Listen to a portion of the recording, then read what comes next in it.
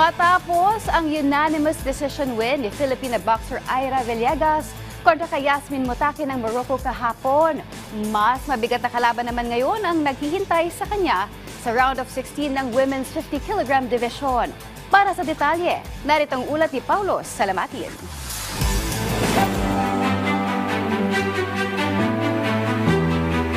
Nakatutok ngayon ang 28-year-old late-born Filipino boxer na si Ira Villegas para sa kanyang susunod na kaharap, ang second seed sa Women's 50kg division na si Romay Sabualam ng Algeria sa magaganap ng round of 16 ng 2024 Paris Olympics Women's Light Flyweight Boxing Match nitong darating na Biyernes. Noong Lunes lamang, naging magandang bungad para sa 2019 Southeast Asian Games bronze medalist ang kanyang Olympic debut nang talunin via unanimous decision sa round of 32 ang Moroccan boxer na si Yasmin Mottaki.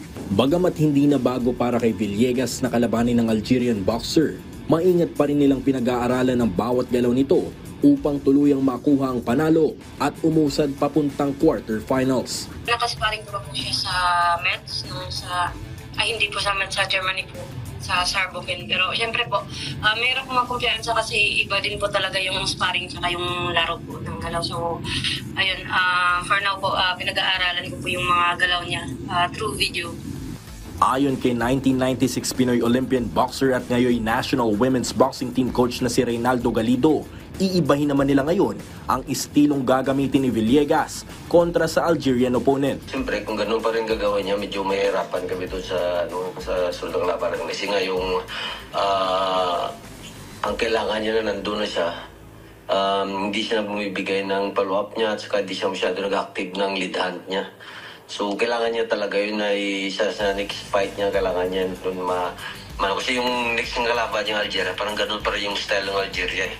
So, kailangan niya talaga magamit yung lead hand niya at saka yung combination niya.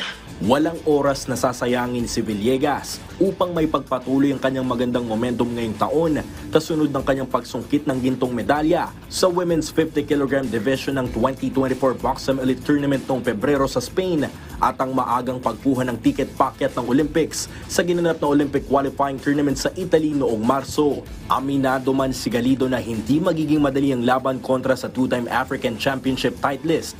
Malaki pa rin umano ang kumpiyansa nito kay Villegas na makukuha ang panalo kontra sa Algerian fighter. Nakaspara namin yan nung sa Germany kami nung last month. Kasi kasama rin namin yan sa training camp sa Germany at nakita naman namin na talagang rin siya pero sa tingin ko kaya ni Ira i-handle yung laro na to. Kaya niya ipanalo.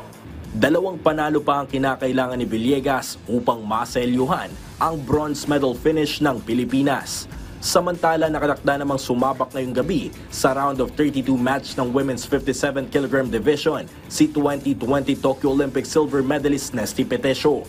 Habang pangungunahan naman ni na Tokyo Games bronze medalist Yumir Marshall, 2023 Vovinam World Championships gold medalist Hergy Bacyadan at Tokyo Olympic silver medalist Carlo Paalam ang magaganap na men's 80kg division, women's 75kg division at men's 57kg division match bukas. Paulo Salamatin para sa Pambansang TV sa Bagong Pilipinas.